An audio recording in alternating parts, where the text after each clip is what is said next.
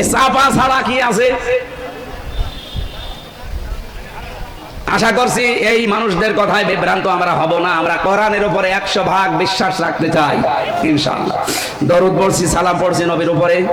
তেলাওয়াতকৃত আয়াত আমার সূরা আরাফ 26 নাম্বার আয়াত, একটা মাত্র আয়াত পড়েছি। লক্ষ লক্ষ হাদিস থেকে একটা হাদিসের অর্ধেক পড়েছি। এবার আসেন তো এই দুইটার সামনে নিয়ে কিছু কথা বলি। আলহামদুলিল্লাহির রহিমির রহমান الذي خلقنا للعبادة والجان وخصنا بالتكريم بين الحيوان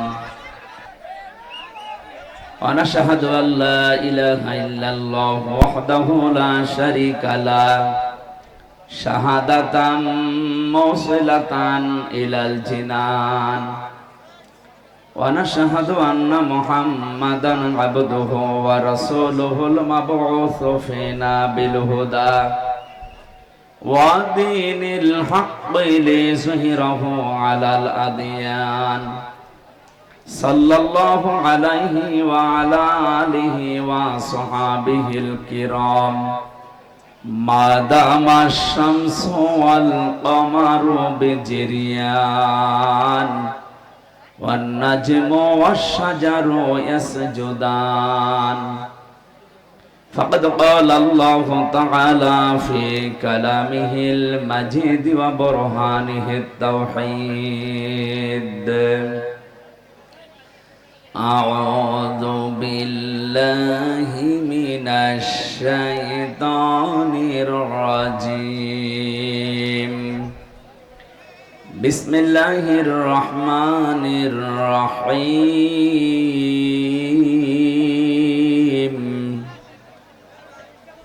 يا بني آدم قد أنزلنا عليكم لباسا قد أنزلنا عليكم لباسا يواري سوآتكم وريشا ولباس التقوى ذلك خير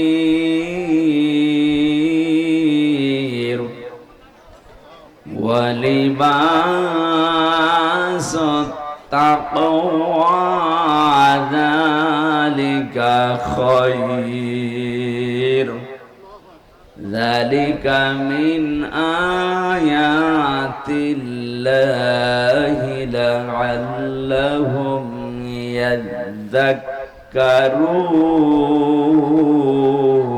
يذكرون صدقت يا ربنا عن أبي هريرة رضي الله تعالى عنه قال قال النبي صلى الله عليه وسلم كل أمتي يدخلون الجنة إلا من أبى قيل يا رسول الله من هو أبى قال رسول الله صلى الله عليه وسلم من أطاعني دخل الجنة ومن عصاني فقد أبى رواه ابن ماجه وقال تعالى في شان حبيبي إن الله وملائكته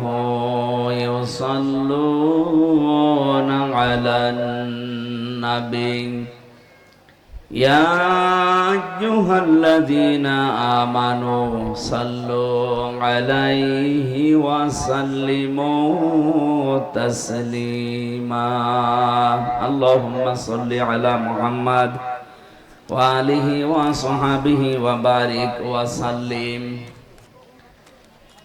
জীবনে কখনো তুমি মিথ্যা বলনি, তাই তো তোমায় পেতে কাঁদে ধরণী।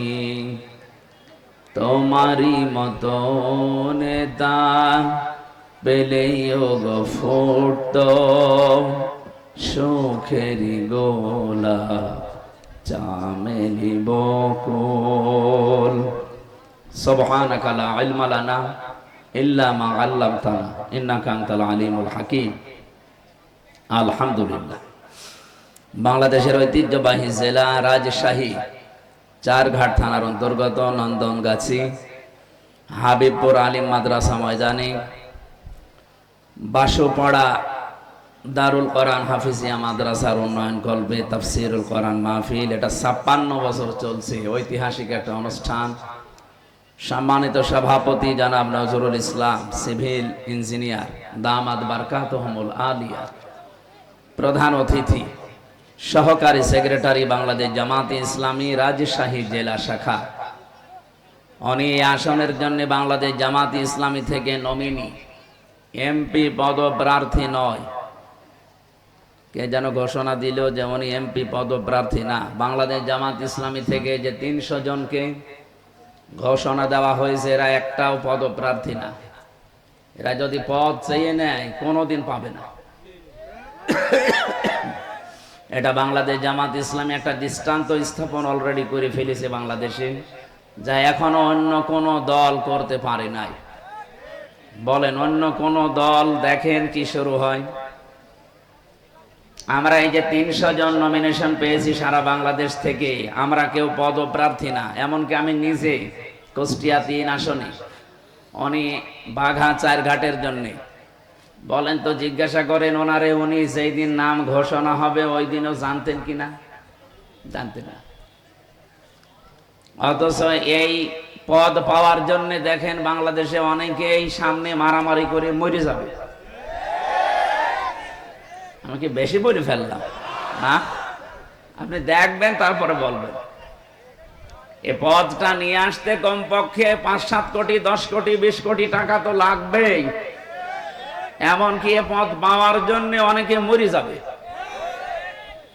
কারণ তাদের উদ্দেশ্য শুধুমাত্র জনগণের সেবা করা না, তাদের আরেকটা সেবা আছে। কিন্তু জামাত ইসলামী থেকে এইরকম কোন ধান্দাবাজ নেই। অলরেডি ঘোষণা আপনারা শুনেছেন আমিরে জামাতের কাছ থেকে, যে এই দল থেকে কেউ যদি এমপি হয়, মন্ত্রী হয়, 5 বছরে তার একটা টাকা বাড়বে না, যা আছে আরো কমে যাবে। এই দেশে 73টা দল, কোন দল এই গ্যারান্টি দেখতো ওই দল থেকে এমপি দাঁড়াবে না? বলবো ঝামেলা করে লাভ কি? আমার ওখানে যিনি আছেন উনি অলরেডি ঘোষণা অলরেডি দিয়েছেন যে দরকার হয় আমি 100 কোটি টাকা খরচ করব, তারপরও এই আসন আমার চাই। আপনার কি লাভ ভাই? আমাদের 1 টাকা খরচও নেই, 1 টাকা তোলার ধান্দাও নেই। আর আপনি 100 কোটি টাকা যদি খরচ করেন, কমপক্ষে 5 বছরে 500 কোটি টাকা তুলবেন। আর যেভাবেই তুলবেন এগুলো তো সব জায়েজ নাকি? এই কারণে আমাদের অবস্থা এই জায়গায় দাঁড়িয়েছে। আগামীতে দাঁড়াবে না ইনশাআল্লাহ। যিনি আজকের প্রধান অতিথি, বিশিষ্ট ইসলামী চিন্তাবিদ, শিক্ষাবিদ অধ্যক্ষ জনাব নাজমুল হক, দামাত বারকাতুহুমুল আলিয়া, বলেন আমিন। বিশেষ অতিথি সেক্রেটারি বাংলাদেশ শ্রমিক কল্যাণ ফেডারেশন রাজশাহী বিভাগ, রাজশাহী জেলা, মাওলানা শফিকুল ইসলাম। আমন্ত্রিত অতিথি অনেক মানুষের নাম দিয়েছেন আপনারা, জনাব আবুল কালাম আজাদ, সোহেল রানা না সোফেল রানা, সোফেল ভুল হয়েছে মনে হয়, সোহেল রানা হওয়ার কথা ছিল হয়তো নাকি, জনাব আয়ুব আলী এবং মিজানুর রহমান। এখানে যাদের নাম দেখলাম এদের নামে দেখেন এখানে কিছু লেখা আছে। একজনের লিখেছেন আমির বাংলাদেশ জামাত ইসলামী 4 ঘাট উপজেলা, বাংলাদেশ জামাত ইসলামী 4 ঘাট উপজেলার সহকারী সেক্রেটারি, বাংলাদেশ জামাত ইসলামী 4 ঘাট উপজেলার সেক্রেটারি, বাংলাদেশ জামাত ইসলামী নিমপাড়া ইউনিয়নের আমির। আমার মনে হয় বাংলাদেশ জামাত ইসলামী এখন শুধু ইউনিয়ন না, ওয়ার্ড না, এখন ঘরে ঘরে পর্যন্ত পৌঁছে গেছে। এদেশে এখন একটা ঘরও নেই যে ঘরের মানুষ জানে না যে এদেশে জামাত ইসলামী নামে একটা দল আছে। সে ভালো জানুক আর খারাপ জানুক, কে কথা বলে না কেন? এই খারাপ জানানোর পেছনে এই 54 বছরে যারা দায়িত্বে ছিল তারা দায়ী। এরা এই সত্য মিথ্যা মিশ্রণ করে এদের বিরুদ্ধে শুধু প্রোপাগান্ডা চালিয়েছে, অথচ জনগণের কাছে 54 বছর আসতেই দেয়নি। 1 বছর মাত্র এসেছে, দেখেন দলে দলে পালে পালে মানুষ এখন ইসলামে আসতেছে। বিশেষ করে ডাকসু আর জাকসুর পরে তো টর্নেডো বয়ে যাচ্ছে দেশে। আমি তো আর রাজশাহী শুধু না, এই দেশে 630টা থানা, প্রায় সব জায়গায় কম বেশি দৌড়াচ্ছি। সারা দেশে একটা ঝড় উঠে পড়েছে ডাকসু জাকসুর পরে। এখন অধিকাংশ মানুষ বলছে আর কোনো দিকে নেই, এখন আছে আল্লাহর বিধান কায়েম করার জন্য, যা হয় হবে। গত শুক্রবারে আমার ইউনিয়নে জমার নামাজের পরে 18 জন নেতা সবে নেতৃত্ব দেয় এলাকায়। তারা বলছে এতদিন ভুল পথে ছিলাম, এখন আল্লাহর বিধান কায়েমের জন্য আপনার হাতে হাত দেব। আমি বললাম কালেমা পড়ানো লাগবে? বলছে না, কালেমা পড়ানো লাগবে না, তবে আসি আপনার সাথে। বলে এতদিন বলে ডাকসু আর জাকসু আমাদের বিবেক খুলে দিয়েছে। সারা দেশে আমি কোরআনে কারিমের একটা আয়াত পড়ছিলাম, এর আগেও বহুবার পড়েছি। ইযা জা নাসরুল্লাহি ওয়াল ফাত, যখন আল্লাহর সাহায্য আসবে হে নবী আপনি বিজয় দেখতে পাবেন। বিজয় যখন আপনি দেখতে পাবেন, কমপক্ষে 9টা নমুনা আসবে আপনার সামনে।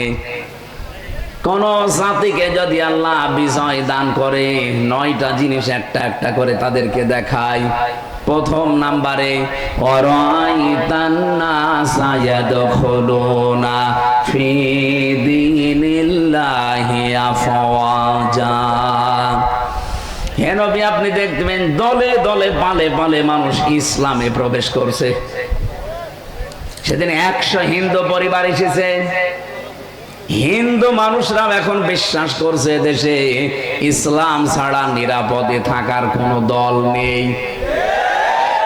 গোবিন্দচন্দ্র পরামানিক, হিন্দু মহাজোটের মহাসচিব সারা বাংলাদেশের, এই লোকটা সেদিন ফেসবুকে লাইভে এসে জানিয়েছে এই দেশে যদি জামাত ইসলামী রাষ্ট্র ক্ষমতা পায়, যত ধর্মের লোক দেশে আছে সবাই নিরাপদে থাকবে। আমার মনে হয় হিন্দু গোবিন্দচন্দ্র পরামানিককে আমি কানে কানে বলে দিয়েছিলাম। এটা হিন্দু মানুষ, সেই বিশ্বাস করতে পারে, অথচ অনেক আলেম পর্যন্ত এখন দেখছি নামধারী জালেমের কাতারে। মুরব্বী মানুষ একমা কবরে একবার টাঙায়, এখনো পর্যন্ত জালেম মুনাফিক এবং রাম আর বামদের টাকা খেয়ে ফতোয়া দিচ্ছে যে জামাত ইসলামী কোনো ইসলামী দল না, এটা ভণ্ড ইসলাম, এরা মওদুদের মতবাদ কায়েম করতে চায়। আপনি মরণের আগে এরকম মিথ্যা কথা মিথ্যা তহমত দিতে পারলেন, আপনার তো ঈমান নসিব হবে না। এত বড় মিথ্যা তহমত দেন কি করে? উনি জেলার সহকারী সেক্রেটারি, জিজ্ঞাসা করেন তো এই দেশে জামাত ইসলামী মওদুদিবাদ প্রতিষ্ঠা করতে চায়। মওদুদি আমাদের ইমামের, আমাদের মাযহাবের ইমামও না, ওনার কোনো মাসলাও আমরা নেই না। ওনার একটা বিষয় শুধু আমরা নিয়েছি যে গণতান্ত্রিক পদ্ধতিতে ইসলাম কায়েম করা। হ্যাঁ, আপনার কাছে যদি এটা ভালো না লাগে আপনি অন্য কোনো পদ্ধতি দিতে পারেন, দেন। আমরা তাকে মাযহাবের ইমাম মানি না, কোনো মাসলার ইমামও তারে মানি না। আর আন্দাজে এই তহমতটা আপনি এই 54 বছর লাগিয়ে দিয়েছেন। এই মিথ্যা কথা বলার জন্য আমার মনে হয় তার তওবা করা উচিত, না করলেও লোক বেঈমান হয়ে মরবে। কারণ তার জন্য লক্ষ লক্ষ মানুষ বিভ্রান্ত হচ্ছে। একটা মানুষ যদি একজনকে মেরে ফেলে, তাকে মেরে ফেলেন, তার গোনা শেষ। একজন মানুষ যদি 1000 মানুষ হত্যা করার কাণ্ডারি হয়, যেমন হাসিনা, ও তো একজন মারে নাই, ও মানুষ একজন, কিন্তু মানুষ হত্যা করার তালিকায় ওর নাম লক্ষ লক্ষ। এখন হাসিনাকে যদি আপনি একবার মেরে ফেলেন, ওর গোনা মাফ হবে না, ওরে কমপক্ষে 2732 বার মারা লাগবে, তাও শুধু 24 সালের জন্য। আর বাকি সালগুলো বাদ দিলাম। একজন মানুষকে আপনি এতবার মারতে পারবেন? ওর এত জীবন আছে, আর ওর যা জীবন ও তো জীবনই না, ও তো বোনাস হায়াতে আছে। কি কথা বলেন এখন?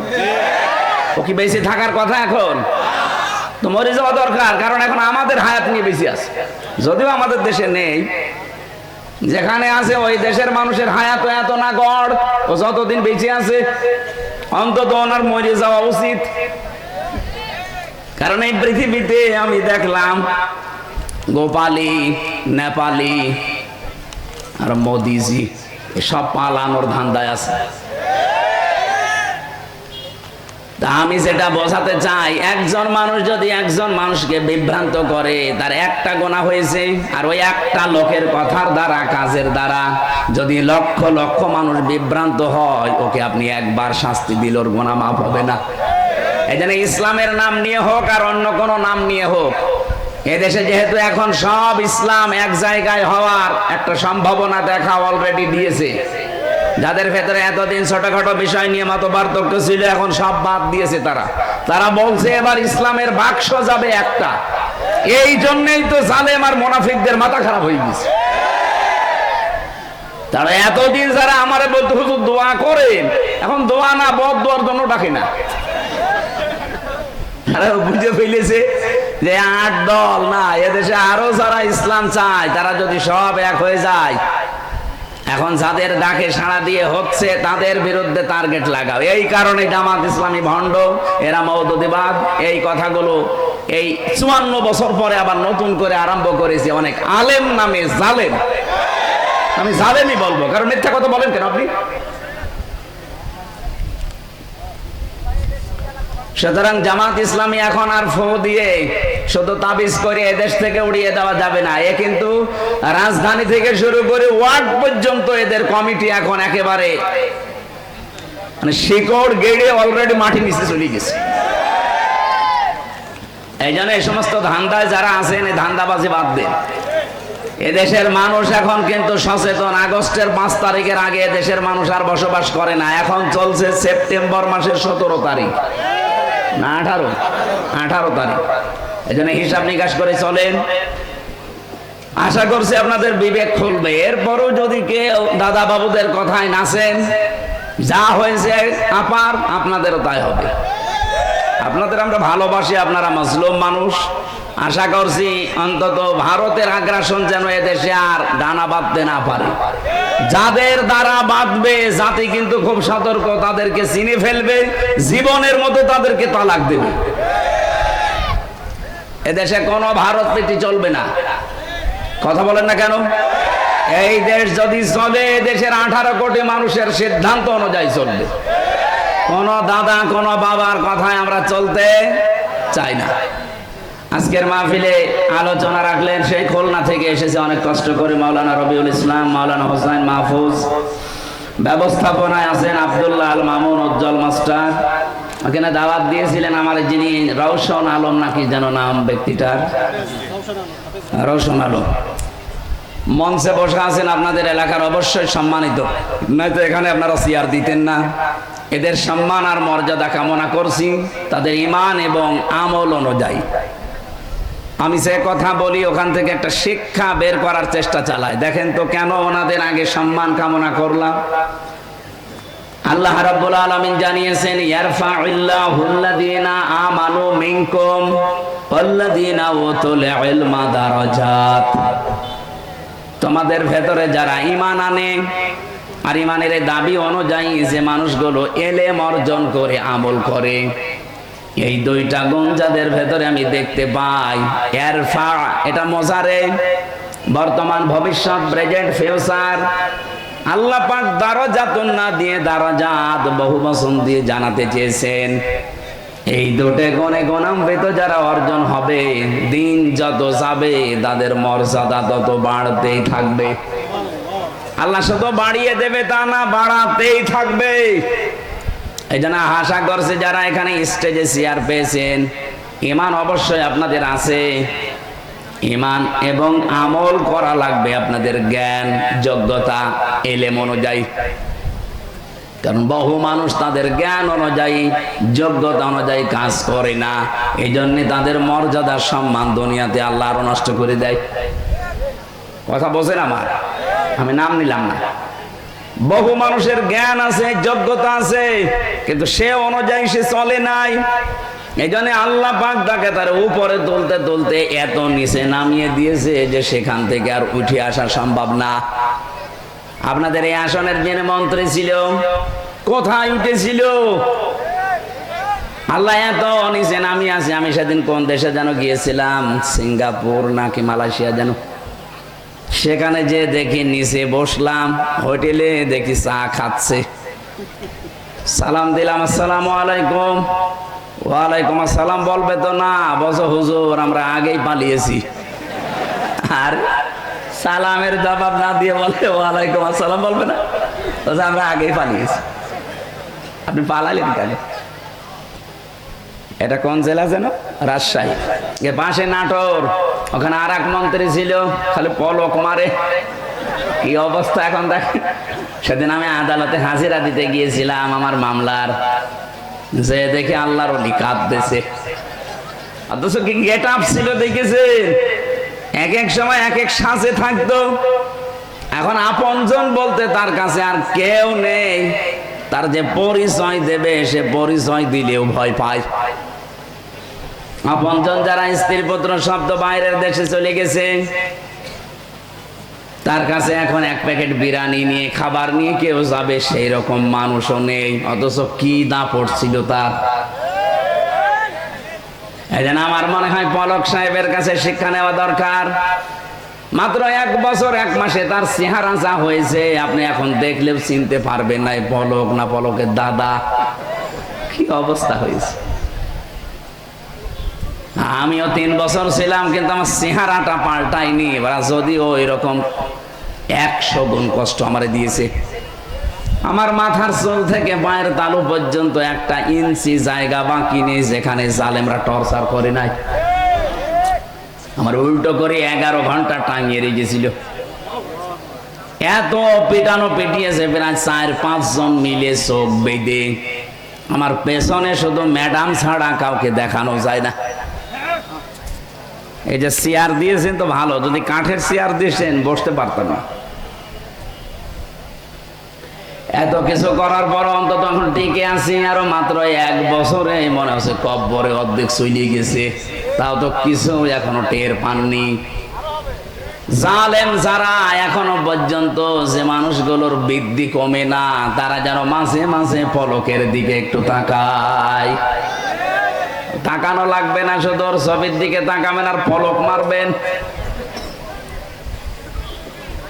এই জন্য জ্ঞান ছিল তার, ইমানও ছিল কম বেশি, কিন্তু জ্ঞান অনুযায়ী কাজ না করার কারণে আল্লাহ তুলেছিল উপরে। এখন এত নিচে নামিয়েছে, সেখান থেকে উঠে আসা আর সম্ভব না। যা স্বপ্ন দেখতে পারেন, কিন্তু বাস্তবে রূপ নেওয়া অত সহজ না। এই জন্য যারা বসে আছেন, আশা করছে ঈমান আছে এবং জ্ঞানও আছে। এই জ্ঞান অনুযায়ী দুনিয়াতে কাজ করার তৌফিক আল্লাহ তাদের দান করেন, বলেন আমিন। মুসলমান ভাইরা কষ্ট করে আছেন বসে। এটা একটা আলিম মাদ্রাসা, এখানে বহু আলেম আছে। আলেমদের সম্মান মর্যাদা দুনিয়া আখিরাতে কামনা করছে আল্লাহ যেন দান। কিচ্ছু লাগবে না ভাই। পর্দার আড়ালে শুধু ডানে বামে না, বিভিন্ন জায়গায় তারা বসে আছে। সম্মানিতা মা এবং বোনেরা, প্রশাসনের ভাইরা, প্রাণ প্রিয় রাজশাহীবাসী, আল্লাহর দরবারে শুকরিয়া জানাচ্ছি যে এই বৃষ্টি মুখর দিন, রাতেও আমাদের সারা রাত আজকে বৃষ্টি এখানেও হয়েছে, হয়তো নয়তো যে কাদা মাটি। সুতরাং এই ঘন্টা 2-3 সময় আল্লাহ আমাদেরকে কোরআন শোনার জন্য যে একটু বের করে দিলেন। আমরা তাফসীর আকারে কথা বলতে চাই, আপনারা থাকবেন তো ইনশাল্লাহ? এখানে মাগরিবের আজানের 10 মিনিট আগে আমরা ছেড়ে দেবো ইনশাল্লাহ। দল মত নির্বিশেষে অনুষ্ঠান। এটা কি শুধু জামাত ইসলামী বাংলাদেশের অনুষ্ঠান? না, এ কোরআন শরীফ শুধু জামাত ইসলামী বাংলাদেশের না। কিছু কিছু মানুষ এখন কথা তুলতেছে যে এনাদের নামে ইসলাম শব্দ থাকা জায়েজ নেই। কেন? তারা বলছে আমরা শুধু কোরআন মানি আর হাদিস মানি। এজমা কি আছে, ইজতিহাদ, এগুলো আমরা মানি না। আপনি তো কোরআনও মানেন না, হাদিসও মানেন না, শুধু মানেন চাপাবাজি আর চাঁদাবাজি। বলেন আপনাদের জীবন যারা একথা বলে যে জামাত ইসলামী বাংলাদেশ, এখানে ইসলাম শব্দ থাকা যাবে না, শুধু জামাত বাংলাদেশ। ওনারা দলিল দিচ্ছেন যে আমরা কোরআন আর হাদিস মানি, বাকি কিছু মানি না। ওনারা যা করে কোরআন হাদিসে পড়ে না, আপনি যা করেন ওটা কোরআন হাদিসে পড়ে। আপনার চাঁদাবাজি আর চাঁদাবাজি কোরআনের কোন জায়গায় আছে আপনি দেখান তো। সেদিন একটা হাদিস পড়ছিলাম জেলা ইউনিটের বৈঠকে, বিশ্বনবী জানিয়েছেন, আনাবি যাররিন রাদিয়াল্লাহু তাআলা আনহু قال قال النبي صلى الله عليه وسلم من ادعى ما ليس له فليس منا وليتبوأ مقعده من النار। মুসলিম শরীফের হাদিস, একটু খেয়াল করে শুনবেন। নবী, ওই জিনিস যদি তুমি নিজের দায়িত্বে নিয়ে নাও, তাহলে দুইটা শাস্তি ওই দিন থেকে তোমার শুরু হয়ে যাবে। আবার বলছি, যেই জিনিস তোমার না, ওইটা যদি নিজের আয়ত্তে তুমি নিয়ে নাও, জোর করে হোক, জবরদস্তি করে হোক, দখল করে হোক, চাঁদাবাজি করে হোক, যেভাবেই নিজের দায়িত্বে যদি নিয়ে রাখো, ওই দিন থেকে তোমার শাস্তি হবে দুইটা। এক নম্বরে ফালাইসা মিন্না, আমি নবী বললাম তুমি আমার উম্মত আর নেই। একজন বলছে সুবহানাল্লাহ। নবীজি বলছে ফালাইসা মিন্না, তুমি আর উম্মত নেই। বলেন তো, ইহুদিরা নবীর উম্মত, খ্রিস্টানরা উম্মত, হিন্দুরা উম্মত, বৌদ্ধরা উম্মত। ওরা মারা গেলে জানাজা হয়, বলেন বলেন। তাহলে যেই মুসলমান দাবি করে নবীর উম্মত থেকে খারিজ হয়ে গেল, তাহলে ওর জানাজা পড়ে কবরে দিয়ে কি লাভ হবে? আপনি তো নবীর উম্মতই নেই। যদিও ভাষাটা একটু কড়া হয়ে যাচ্ছে, বাস্তবতা এটাই। যারা অন্যের সম্পদ আজ নিজের দখলে নিয়ে বহু আনন্দে আছেন, আপনার নামের আগে মোহাম্মদ থাকতে পারে, আল্লাহর কসম আপনি নবীর উম্মত নেই। এবার আপনি হাদিসের এই প্রথম অংশ অনুযায়ী বলেন, বাংলাদেশে এরকম মানুষ আছে না নেই? বলেন বলেন, নাম ধরবো। রাজশাহীতে বহু আল্লাহর নাম আমি জানি। দুই নম্বরটা আরো কঠিন, ওয়ালিয়াতাবাওয়া মাকআদাহু মিনান নার, সে যেন জাহান্নামে নিজের একটা স্থান বরাদ্দ করে নিল। আমার তো হাদিস পড়ার পর থেকে ভয় যে 1 বছর 1 মাসে বহু নবীর উম্মত দাবিদার খারিজ হয়ে গেছে। আমি আমার কুষ্টিয়ারটা জানি, বহু মানুষ এখন আর নবীর উম্মত নেই। ইহুদি মরে গেলে যদি আমারে জানাজা পড়াতে না ডাকেন, নবীর উম্মত যে লোকটা আর নেই, ও মরে গেলে আমারে জানাজা পড়াতে ডাকেন কেন? ওর জন্য আমি না কাবার ইমামত যদি এসে জানাজা পড়াই, কবুল হবে? বলেন বলেন, কি বলবে সেই ইমাম সাহেব এসে? বিসমিল্লাহি ওয়া আলা মিল্লাতি রাসূলিল্লাহ, আল্লাহর নামে রাসূলের দলে তুলে দিয়ে গেলাম। অত আল্লাহর নামেও নেই, রাসূলের দলেও নেই। আশা করছি আপনার বিবেকে ধাক্কা লাগবে। এরপরেও যদি কারো বিবেক, দেখেন স্যার বসে ঠিক। 2 নাম্বারটা যেহেতু আরো কড়া, ওয়ালিয়াতাবাওয়া মাকআদাহু মিনান নার, সে যেন জাহান্নামে নিজের একটা স্থান বরাদ্দ করে নিল। আল্লাহ তুমি আমাদেরকে বাঁচাও। হ্যাঁ, এখানে একটা টিকা আছে, হাদিসের টিকাটাও বলছি, এদিকে তাকান। বহু মানুষ এই 1 বছরের ভেতরে ফতোয়া দিয়েছে যে বাংলাদেশ জামাত ইসলাম ওই হাদিসের ভেতরে আছে। কেন? কারণ তারা ইসলামী ব্যাংক দখল করে নিয়েছে। এত বড় ডাহা মিথ্যা কথা আপনি বলতে পারলেন? ইসলামী ব্যাংক আপনার বাবার, যাদের ব্যাংক তারা ফেরত পেয়েছে, এদের মাথার ঘাম পায়ে ফেলা ব্যাংকটা এতদিন হাত ছাড়া হয়ে গিয়েছিল, এতদিন কেড়ে নিয়েছিল জালেমরা, এখন তারা ফেরত পেয়েছে। এটা চিন্তায় বলে না নিজের জিনিস নিজে ফেরত পাওয়া। আপনার কোন জিনিস যদি হাতছাড়া হয়ে যায়, ওইটা যদি আপনি ফেরত পান, তাহলে এই হাদিসের শাস্তির আওতা মুক্ত থাকবেন। সুতরাং আন্দাজে এই দোষ দেওয়া যাবে না যে এরাও ছিনতাইকারী। ডাকসুতে নির্বাচনে যারা ভোট দিয়েছে, কেন্দ্রীয় একজন নেতা, আমি নাম নিলাম না, উনি কালকে রাত 12টার সময় টকশে বলছিল যে আমি কেন্দ্রের দায়িত্বে আছি, অথচ আমার 2 জন ভাতিজা ঢাকা বিশ্ববিদ্যালয়ে, তারা আমার দলের লোককে ভোট না দিয়ে ভোট দিয়েছে শিবিরকে। জিজ্ঞাসা করলাম বাড়িতে এসে যে ভোট দিয়েছিস কাকে? বলছে চাচা শিবিরকে। কেন? ওরা পানি খেতে দেয়, পানির ফিল্টার দিয়েছে, এসি লাগিয়ে দেয়, আর আপনি যাদের কথা বলেন ওরা এসি খুলে দেয়, পানির ফিল্টার ফেলে দেয়। আপনি বাঁচাবেন কি করে? আপনার নিজের ভাতিজায় হাতছাড়া হয়ে যাচ্ছে। এদেশে এখন যে অবস্থা চলছে, জোর করে জবরদস্তি করে টিকে থাকা এই দেশের মানুষের কাছে আর সম্ভব না। এদেশের মানুষের মনের ভেতরে প্রবেশ করতে হলে এদের জন্য কাজ করা লাগবে। কথা বলে না কেন? আর এই সক্ষমতা বাংলাদেশ জামাত ইসলামের ভেতরে আছে। কারণ এই দল করতে হলে আপনাকে জামাত কর্মী হওয়ার আগে সমাজ কর্মী হওয়া লাগবে। আন্দাজে উড়িয়ে এসে জুড়ে বসে আমি জামাতের নেতা হবে না, আপনাকে আগে জামাত কর্মী দাবি করলে সমাজ কর্মী হওয়া লাগবে। বাংলাদেশ জামাত ইসলামীতে ওয়ার্ড থেকে শুরু করে কেন্দ্র পর্যন্ত একটা মানুষ আপনি দেখাতে পারবেন না যেখানে কাজ ছাড়া কেউ আছে। ও যদি রাস্তা ঝাড়ু দেওয়া হয় তাও কাজ করে খায়, আর কাজ করে খেলে প্রতি মাসে যদি 15,000 টাকা উপায় হয়, 100 টাকার 5 টাকা তারা এমনিতেই জামাত ইসলামকে দান করবে। এটা জোর করা না, জবরদস্তি করা না, তার নিজের ইচ্ছায় সে দিয়ে আসবে। যার যেভাবে ইনকাম তাকে ওইভাবে দেওয়া লাগবে। কেউ যদি 1 লাখ টাকা উপায় করে মাসে, তারও 100 টাকায় 5 টাকা। আমার যেমন দেওয়া লাগে আপনারও দেওয়া লাগবে। অন্য কোন দলের এই সিস্টেম আমি পাইনি। আপনি যদি দেখাতে পারেন চলেন আমারে নিয়ে দেখান।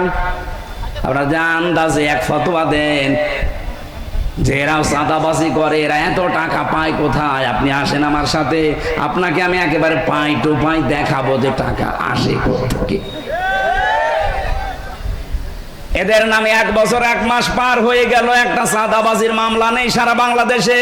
আপনি কি করেন কি? এখনো পর্যন্ত মিথ্যা দোষ এদের উপরে চাপিয়ে দেন যে ছাত্রলীগ এদেরকে ভোট দিয়েছে। আপনার বিবেকে কি হয়েছে বলেন তো?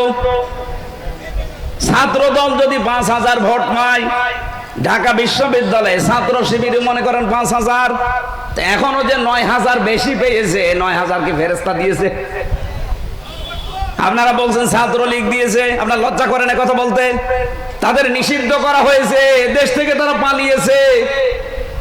আপনি এত দিন ধরে রাজনীতি করে এরা 14,000 ট্রাস পায়, আর আপনি 5,000। আপনার বরাবরও যদি হয় 9,000 ভোট বেশি পায় কি করে? তাহলে আপনার রাজনীতি করার দরকার কি? আপনি তো দেউলিয়া হয়ে গেছেন। এই গোপন কথা মানুষকে বলা লাগে? এসব কথা বললে মানুষ বুঝে ফেলবে না? এমনিতে দলে দলে মানুষ আসতেছে। আজ বড় বড় ব্যবসায়ী যারা বাংলাদেশের সব আমির জামাতের কাছে যে ধর্ণা দিচ্ছে যে আপনারা আছেন, আমাদের চিন্তা নেই, কেন আপনাদের কাছে যায় না কেন? এখনো কিন্তু ভরাডুবি হওয়ার আগে চিন্তা করেন। ঢাকা বিশ্ববিদ্যালয়, জাহাঙ্গীরনগর বিশ্ববিদ্যালয়, যেখানে আযান দেওয়া পর্যন্ত নিষেধ ছিল, সলিমুল্লাহ হলে, মহসিন হলে আমি নিজে দেখেছি আযান দেওয়া এই 16 বছর নিষেধ ছিল। 16 বছর আযান হয়নি। ছাত্রলীগের ভাইরা বলতো আযান দিলে আমাদের ঘুমের ডিস্টার্ব হয় ফজরের সময়, এই জন্য আযান বন্ধ। এই ডাকসু নির্বাচন 9 সেপ্টেম্বর গেছে, এই রাত থেকে আল্লাহু আকবার ধ্বনি দিয়ে আযান আরম্ভ হয়েছে। জাহাঙ্গীরনগর আমি নিজেও ছিলাম 1 বছর, ওখানে এমন পরিবেশ থমথমে ছিল ওই সময়, পায়খানার ভেতরে ইশারা দিয়ে নামাজ পড়া লিখেছে, এইরকম পরিবেশ গেছে। আর সেখানে আজ উচ্চারণ হচ্ছে লিল্লাহি তাকবীর। এর চাইতে কি দেখতে চান? ডাকসু জাকসু যদি এই অবস্থা হয়, আপনি রাজশাহী এ তো শিবিরের আতুর ঘর, আর চট্টগ্রামে তো অলরেডি শিবির জন্ম হয়ে গেছে, আর কুষ্টিয়া ভার্সিটিতে পা দিতেও পারবে না কেউ। ওখানে 100 জনের 100 জনই শিবির। যেখানে আছে সেখানে আপনার এখন ভয়। এখন বলছে আমরা ডাকসু নির্বাচন চাইনি, আমাদের উপরে চাপিয়ে দেওয়া হয়েছে। আমার মনে হয় কয়েকদিন পরে তারা এই কথাও বলবে যে জাতীয় নির্বাচন আমরা চাইনি, চাপিয়ে দেওয়া হয়েছে। আমরা চেয়েছিলাম ওই আপার মতো রাতের ভোট দিনে করি নিতে, দিনের ভোট রাতে করি নিতে। আশা করছি আপনাদের বিবেক খুলবে। এখনো থামেন, নাই তো যা আরম্ভ করেছেন শেষে মাথা গোজার ঠাঁইও পাবেন না। আর এবার বাংলাদেশে যে অবস্থা তৈরি হয়েছে, আমি খোলাখুলি বলছি ভাই, কোনো গোপন কথা না। এই দেশে এখন দল দুইটা, হয় ইসলাম না ইসলামের হয় বিপক্ষে। এখন এক দল আছে এই দেশে শয়তানের দল, আর এক দল আল্লাহর দল। সে যে নামে আসুক, যারা আল্লাহর বিধান কায়েম করতে চায় তারা আল্লাহর দল, যারা শয়তানের বিধান কায়েম করতে চায় মানুষের তৈরি করা আইন, সে যে নামে আসুক ও শয়তানের দল। এই কথা বলেন না কেন? সুতরাং এই দেশে আর আপনি মাঝখানে থাকতে পারবেন না, যে কোনো একদিকে যাওয়াই লাগবে, হয় থাকবেন না যাবেন। এদেশে এখন সামনে কিন্তু বদরের ময়দান অলরেডি আসতেছে। বদরের ইতিহাস পড়েছি যে ছেলে বাবার বিপক্ষে অস্ত্র ধরেছে, স্বামী স্ত্রীর বিপক্ষে অস্ত্র ধরেছে। এবার বলেন তো সেই অবস্থা আসতেছে না? ভোট না, এটা ভোট যুদ্ধ। শুধু দোয়া দরুদ পড়ে আর তসবিহ পড়ে এবার হবে না, যুদ্ধ যেমন করা লাগে ভোট ও যুদ্ধ, যুদ্ধের ময়দানের মতো আসা লাগবে। অনেকে বলছে না যে যারা ঝামেলা করতে আসবেন বোর মহারণা পরিশোধ করে আসেন, নাই তো বাড়ি আর ঘুরে যেতে পারবেন না। কি সিদ্ধান্ত নিয়ে ফেলেছে দেখেছেন? হয় মরবো নাই মারবো। আশা করছি আমার যে ধারণা বাংলাদেশ সম্পর্কে, আমি যতটুকু দেখতে পাচ্ছি এদেশে ইসলাম এবার সংসদে যাবে। আর একবার যদি যেতে পারে না, 5 বছর লাগবে না, মাত্র 2 বছর ইসলাম এমন কায়দা কৌশল চালাবে, কিয়ামতের আগে এদেশে কোনো মুনাফিক আর ইসলামের কাছ থেকে এদেশ কেড়ে নিতে পারবে। কিন্তু অনেক আলেম আমি দেখতে পাই, বহু আলেম এখনো পর্যন্ত অ্যাক্টিভ না। এরা বলে হুজুর দোয়া করেন, গোপনে আছে। গোপনে আছে মানে আপনি এইরকম অবস্থায় যদি বলেন যে আমি গোপনে আছি, আপনি ওপেন হবেন কবে? ইসলাম চলে আসলে আপনি ওপেন হবেন, তখন আপনার দরকার কি? আর আপনার কেন এই ধারণা হয় এই অবস্থা তৈরি হওয়ার পরেও যে ইসলাম যদি না আসে তাহলে আমি অ্যাক্টিভ ভাবে নাজমুল হকের পক্ষে কাজ করবো আর ইসলাম আসবে না, তখন আমার ইমামতি থাকবে। তো আপনি ইমামতি নিয়ে আসেন। ছেলে যদি মাইক হাতে নিয়ে এলাকার মানুষকে শোনায় যে আমার বাবার সম্পদ আমি পাই কি না পাই আমার সন্দেহ লাগে, বলেন তো এটা কি বৈধ সন্তান না জারজ? বলেন বলেন। আপনার বাবার সম্পত্তি আপনি পাবেন না, পাবে কি রবিউল? এরকম তৈরি করে দিল আল্লাহ, এত সহজ। এরপরও আপনার মনের ভেতরে দোদুল্যমান অবস্থা কেন? আশা করছি সব বাদ দিয়ে দেন। ওয়ালা তাহিনু ওয়ালা তাহজানু ওয়া আনতুমুল আ'লাউনা। এখানে যারা আরবি বোঝে আমি তাদেরকে বলছি, আল্লাহ এখানে আনতুম আ'লাউনা শব্দটা এরকম ছিল, অথচ আ'লাউনার আগে আলিফ লাম দিয়ে এটাকে আল্লাহ নির্দিষ্ট করে দিলেন কেন? আরবি গ্রামার যারা পড়ায় জিজ্ঞাসা করেন, মুবতাদা যদি মারেফা হয় খবর সব সময় নাকেরা হয়, কিন্তু এখানে আল্লাহ খবরটাকেও মারেফা বানিয়ে দিয়েছেন আলিফ লাম দিয়ে। আনতুম আ'লাউনা না আনতুমুল আ'লাউনা। খবর যদি কোনো সময় মারেফা নির্দিষ্ট হয়ে যায়, ইফিদুল হাসর, হাসরের ফায়দা দেয়, বাংলা অর্থ দাঁড়ায় হবে। গ্যারান্টি আমির হামজার না আল্লাহর?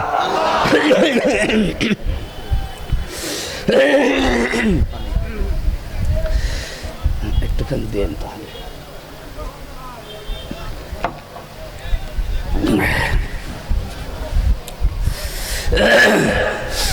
ওরা যে শাহীবাসী, আল্লাহ যদি গ্যারান্টি দেয় যে আপনার ভয় কিসের, আর মনের ভেতরে কেন হীনমন্যতায় ভোগেন?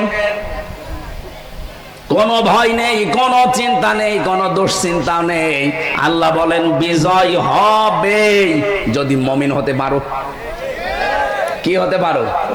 বলেন বলেন।